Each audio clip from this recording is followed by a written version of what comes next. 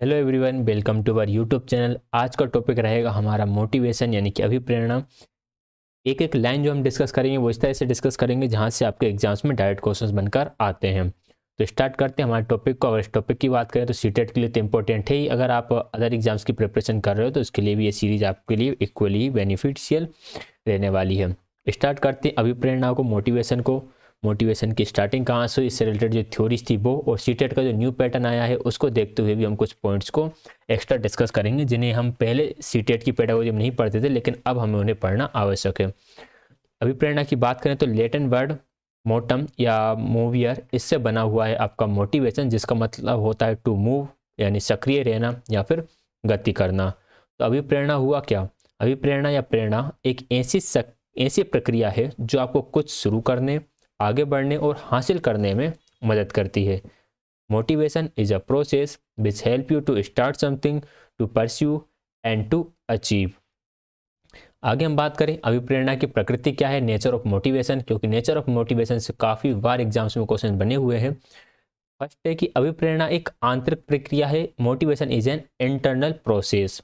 अभिप्रेरणा मनोवैज्ञानिक भावात्मक प्रक्रिया है। Motivation is a psychological affective process. यहाँ से पूछ लेता है कि मोटिवेशन जो है वो आपका कॉग्निटिव, अफेक्टिव एंड साइकोमोटर तीनों में से कौन सी प्रोसेस है? तो ये आपकी अफेक्टिव प्रोसेस के अंदर आती है। Motivation is a psychological affective process. अभिप्रेरणा ध्यान केंद्रित प्रक्रिया है। Motivation is a focus process, यानी कि ध्यान केंद्रित करने की प्रक्रिया हम कह सकते हैं। एक जगह ध्यान केंद्रित करने के लिए जो एक प्रोसेस यूज करते हो उसे आप मोटिवेशन कह सकते हो।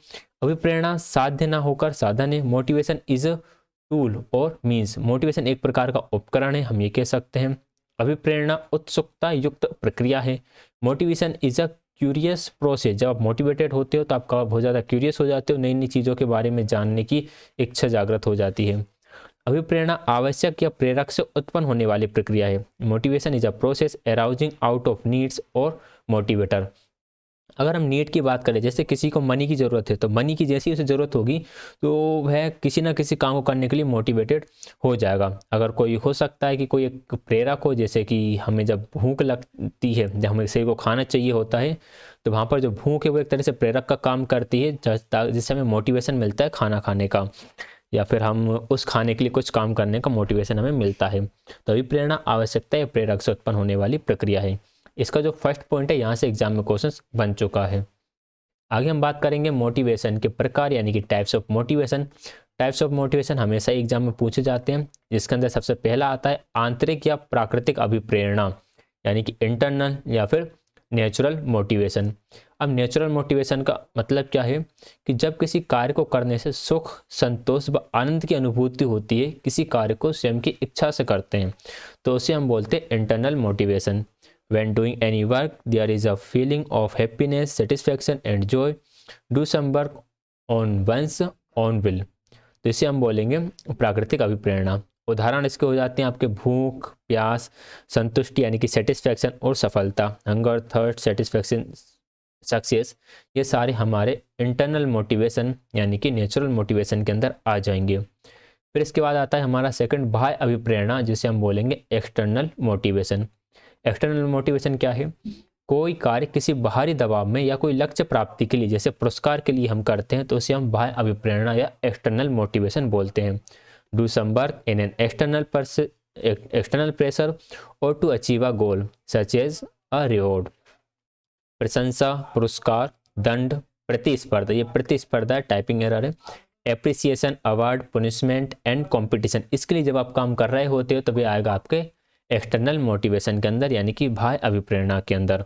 जैसे कोई व्यक्ति काम से इसलिए कर रहा है कि इसके बाद उसे लोग उसकी प्रशंसा करेंगे, तो वह बाह्य अभिप्रेरणा है। कोई पुरस्कार के लिए यदि काम कर रहा है तो वह भी बाह्य अभिप्रेरणा ही होगी।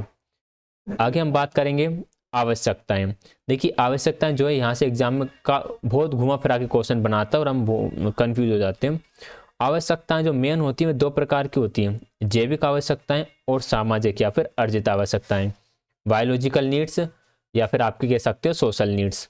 बायोलॉजिकल नीड्स में आपका भोजन, पानी, निद्रा, काम और मलमूत्र त्याग जाएगा, जो कि आपके जीवित रहने के लिए आवश्यक है। और सामाजिक आवश्यकताओं में पुरस्कार, धन और आत्मसम्मान आ जाता है, जिन्हें हम अपने एफर्ट से अर्जित करते हैं। ठीक है, भोजन की आवश्यकता जो है इसे आपको अर्जित करने की जरूरत नहीं है, ये बायोलॉजिकल ही आपके अंदर है। पानी के लिए भी आपको सीखना नहीं पड़ता कि मुझे पानी पीना सीखना पड़ेगा, या पानी पीने के लिए, प्यास के लिए मुझे कुछ एफर्ट करना पड़ेगा, ये सब काम ऑटोमेटिक ही चलते रहते हैं। तो ये आपकी बायोलॉजिकल नीड होती है और ये आपकी सोशल नीड्स होती है, या फिर जिसे हम बोल सकते हैं एक्वायर नीड्स होती हैं ये। इसको मैं लिख लेता हूँ, सोशल नीड्स या फिर आपकी एक्वायर नीड्स, जिन्हें आप एक्वायर करते हो। ठीक है, आगे हम बात करें अभिप्रेरणा चक्र, मोटिवेशन साइकिल। मोटिवेशन साइकिल से एग्जाम में कई बार क्वेश्चन पूछ लेता है। इसमें हमेशा ये जो साइकिल है, इस साइकिल को पूछ लेता है कि सबसे पहले क्या आएगा, उसके बाद क्या आता है, फिर उसके बाद क्या आता है। तो सबसे पहले आती है आपकी आवश्यकता यानी कि नीड, कि आपको ज़रूरत किस चीज़ की है। फिर आपका आता है चालक यानी कि ड्राइव, जो आपको उस चालक उसके लिए प्रेरित करता है। फिर आता है उद्वेलन, जैसे हम बोलते हैं एराउजल। एराउजल मतलब ये आपको धक्का देता है कि वह काम आप करो।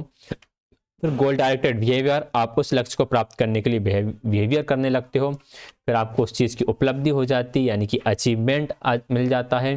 फिर उसकी कमी हो जाती है, उद्वेलन की कमी हो जाएगी, जो आपका एराउजल था वो रिड्यूस हो जाएगा।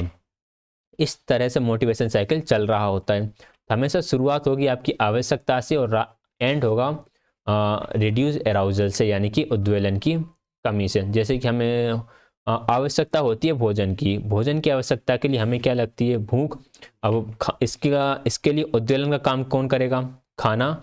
लक्ष्य निर्देशित व्यवहार, हम उसे प्राप्त करने के लिए कुछ काम करेंगे, फिर हमें खाना मिल जाएगा। खाना मिलने के बाद जो हमें भूख लग रही थी उसकी कमी हो जाएगी। इस तरह से फिर हमारे ये साइकिल चलता रहता है।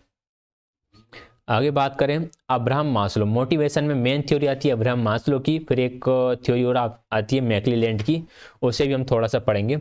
अब्राहम मास्लो की थ्योरी सबसे ज़्यादा इंपॉर्टेंट है।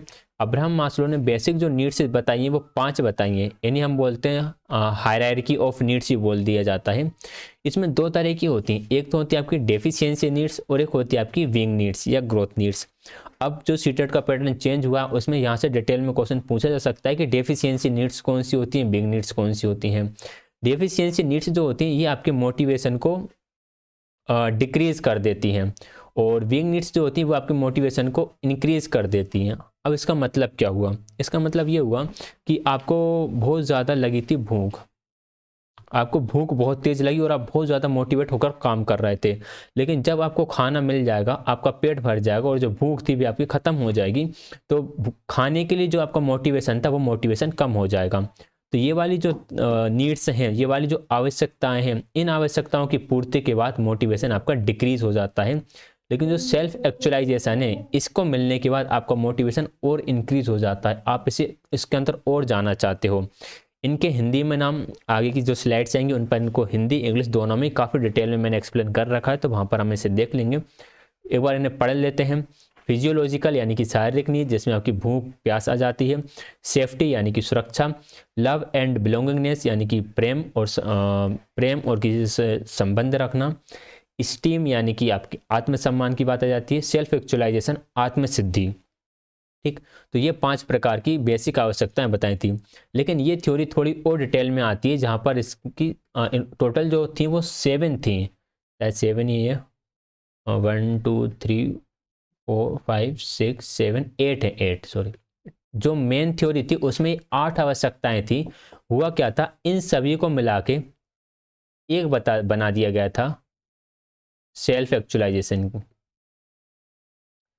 ठीक है, जो ओरिजिनल थ्योरी है उसमें पहले 8 थी। तो आपको इस बात के बारे में इसको भी याद रखना है कि अगर एग्जाम में पूछ ले 8 और 5 ऑप्शन में ना हो तो आपको वहाँ पर 8 टिक करना है। नेम भी हम याद रख सकते हैं। नीचे वाली जो आपकी 4 हैं ये तो वही की वही हैं, जो आपकी डेफिशिएंसी नीड्स है वो सेम है। Physiological, safety, love and belongingness, esteem. इसके बाद जो हमारी सेल्फ एक्चुअलाइजेशन है वो अगेन 4 पार्ट्स में डिवाइडेड थी। Cognitive needs, aesthetic needs, self actualisation और आपका ट्रांसिडेंस। ठीक, तो इस तरह से हमारी ये 4 थी ग्रोथ नीड्स। ठीक है, ये इतना इंपॉर्टेंट नहीं है, बट एग्जाम में अब कुछ भी पूछा जा रहा है तो कुछ भी पूछ सकता है। आगे हम बात करेंगे हायरार्की ऑफ नीड्स के बारे में, जो मेन 5 आवश्यकताएं बताई थी उनके बारे में, जिसमें सबसे पहले आता है हमारा शारीरिक आवश्यकता, फिजियोलॉजिकल नीड्स। फिजियोलॉजिकल नीड्स में भोजन, प्यास, नींद ये सब आ जाती है। फूड, स्लीप एंड थर्स्ट, ये आप सारी आपकी फिजियोलॉजिकल नीड्स है जिनको आप यहाँ पर देख सकते हो। फिर आता है सुरक्षा आवश्यकता, जिसे हम बोलते हैं सेफ्टी नीड्स। इसमें बीमारी, आर्थिक सुरक्षा, भय आदि ये सारी आवश्यकताएं जाएंगी कि व्यक्ति बीमार ना पड़े, इसलिए वह डॉक्टर को अपने पास रखेगा। फाइनेंशियली सिक्योर रहे, इसलिए वह करेगा काम, ठीक है। किसी प्रकार का डर ना हो और उसके पास किसी प्रकार की जैसे यहाँ पर आर्थिक समस्या ना आए, तो उन सब के लिए वह काम करेगा। तो ये सुरक्षा नीड्स के अंदर आ जाती हैं, यानी कि सेफ्टी नीड्स। थर्ड पर आता है प्यार और संबंध, लव एंड बिलोंगिंगनेस। इसमें वह मित्र बनाता है, समूह का हिस्सा बनने की इच्छा रखता है, यानी हर एक व्यक्ति को अपने जीवन में दोस्त चाहिए होते हैं और किसी भी एक समूह का पार्ट बनने की वह इच्छा रखता है। तो वह आता है आपका प्यार और संबंध, यानी कि love and belongingness. Friendship, intimacy, family, sense of connections, ये सारी चीज़ें उसे लगे कि यार मैं किसी ग्रुप के लिए इंपॉर्टेंट हूँ, मेरी कुछ इंपॉर्टेंस है। फोर्थ नंबर पर आता है सम्मान आवश्यकता, self esteem needs. Self esteem needs में सम्मान, उपलब्धि, इन सब की आवश्यकताएं आ जाती हैं। व्यक्ति चाहता है कि लोग उसका रिस्पेक्ट करें, वह कुछ अचीव करें लाइफ में। फिर आता है आत्मसिद्धि, जिसे हम बोलते हैं सेल्फ एक्चुअलाइजेशन। एक व्यक्ति की क्षमता, आत्मानुभूति की प्राप्ति, व्यक्तिगत विकास और शीर्ष अनुभवों की तलाश। वह चाहता है, वह एक पीक तक पहुंचना चाहता है कि जो उसने एक्सपीरियंस करा उसका पीक पॉइंट क्या था, या फिर वह अपने खुद के पोटेंशियल को पहचानना चाहता है कि मेरा खुद का पोटेंशियल क्या है। तो वह आत्मसिद्धि यानी कि सेल्फ एक्चुअलाइजेशन में आ जाता है। इसमें personal growth, peak experiences, realise your potential and finding fulfilment, ताकि पूर्ण तरह से आत्मसंतुष्टि प्राप्त हो जाए, ठीक है। What a man can be he must be, तो इस तरह की चीज़ें। फिर आता है हमारा डेवी मैक्लीलैंड एंड एटकिंसन की उपलब्धि अभिप्रेरणा, यानी कि अचीवमेंट मोटिवेशन। यहाँ से डायरेक्ट क्वेश्चन तो यही बनता है कि अचीवमेंट मोटिवेशन किसने दिया है, तो या तो आपको डेविड मैक्लीलैंड या फिर एटकिंसन, दोनों में से एक ऑप्शन में दिख सकता है और हो सकता है दोनों ही आपको ऑपरेशन में दिखें। इन्होंने 3 चीज़ों के बारे में बात करी। पहला, उपलब्धि की आवश्यकता है, यानी कि नीड फॉर अचीवमेंट। शक्ति की आवश्यकता, नीड फॉर पावर। संबंध की आवश्यकता, need for affiliation. Need for achievement के अंदर कुछ खुद को बेहतर बनाने की इच्छा होती है। नीड फॉर पावर में चाहता है कि मैं थोड़ा, मेरे अंदर कुछ पावर रहे। एंड नीड फॉर एफिलिएशन में संगठन के सदस्य बनने की आवश्यकता या खुद को साबित करने की जो उपलब्धि होती है, खुद को साबित करने के लिए व्यक्ति मोटिवेटेड होता है, काम कर रहा होता है। 3 चीज़ों के लिए काम कर रहा होता है, एक तो अचीवमेंट के लिए, दूसरा पावर के लिए और तीसरा एफिलिएशन के लिए। तो इन 3 चीज़ों के लिए काम करेगा। ये थ्योरी थी मैक्लीलैंड एंड एटकिंसन की उपलब्धि अभिप्रेरणा, जिसे हम बोलते हैं अचीवमेंट मोटिवेशन। ये आ नहीं है, यहाँ पर ऊ हो जाएगा, ठीक।